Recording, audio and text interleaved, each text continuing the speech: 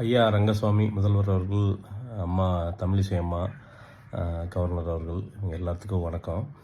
இந்த 8-9 வயசு பொண்ணு, அது எப்படி சொல்கிறது, பொண்ணுன்னு சொல்ல முடியாது, குழந்தை அது. அந்த குழந்தைய வந்து பார்த்திங்கன்னா அந்த சாக்கடைக்குள்ளேருந்து உயிர் இல்லாமல் எடுக்கும்போது நமக்கு அவ்வளோ எப்படி சொல்கிறது, பயமாக இருக்குது. சுற்றி எல்லாம் எதை பார்த்தாலுமே பயமாக இருக்குது. எல்லாரோட சேஃப்டியும் வந்து திருப்பி திருப்பி யோசிக்க சொல்லுது. ஒரு சிறிய ஒரு மாநிலத்தில் இது வந்து பார்த்தீங்கன்னா, இது வந்து என்னென்னா இதோட ரிசல்ட், இது வந்து வெறும் ஒரு குற்றம் அப்படிங்கிறது வந்து டக்குன்னு நடக்கலை.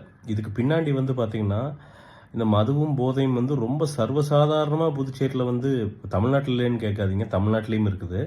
ஆனால் புதுச்சேரிக்கு நம்ம வரும்போது நம்ம நோட்டீஸ் பண்ணுறது என்னென்னா, அது ஏதோ போதை மாநிலம் மாதிரியே வந்து போர்ட்ரே பண்ணுறாங்க. முதல்ல புதுச்சேரிங்கிறது வந்து மிகப்பெரிய மீன்பிடி தொழில்களுக்கும், அட்டகாசமான அந்த ஃப்ரெஞ்ச் ஆர்கிடெக்சர்ஸ்க்கும், நிறைய அட்டகாசமான கெஃபேஸ்க்கும், சிறு தொழில்கள் நிறையா புழங்குகிற பெருகிற இடம் தான் வந்து பாண்டிச்சேரி. அது வந்து வெறும் வந்து சரக்கடிக்கிறதுக்கு இல்லை வந்து சும்மா வந்து படுத்துட்டு வர்றதுக்கு மட்டுமான இடம் கிடையாது. இதை போர்ட்ரே பண்ணி என்ன ஆகிடுதுன்னா, போதை கலாச்சாரம். நம்ம ஒரு 2 நாள் அந்த வெக்கேஷன் வந்தாலே தெரியுது, எல்லா வகையான போதையும் அவ்வளவு எளிமையாக கிடைக்கிற அளவுக்கு வந்து மாநிலம் வந்து அவ்வளவு வந்து பார்த்திங்கன்னா நிர்வாகமற்று கிடக்குது. அது வந்து அதோட ரிசல்ட்டு தான்.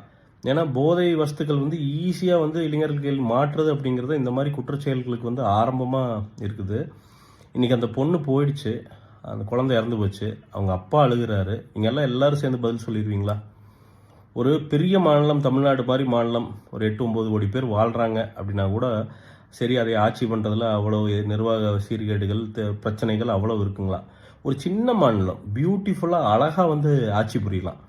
அழகாக வந்து பார்த்தீங்கன்னா இந்த மாதிரி இப்போ இந்த போலீஸ் ஸ்டேஷன் சம்மந்தப்பட்டவங்க எல்லாத்தையுமே வந்து இடம் மாட்டுறாங்களா? இடம் மாற்றிட்டா அந்த பொண்ணோட உயிர் திரும்பி வந்துருமா?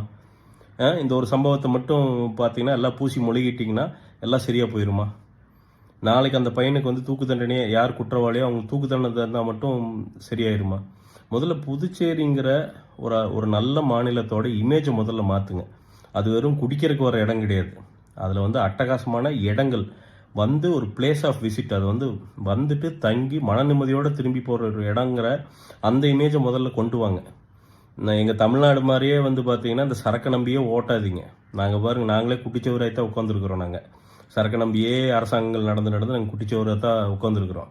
அதே மாதிரி நீங்களும் குட்டிச்சவராகாதீங்க.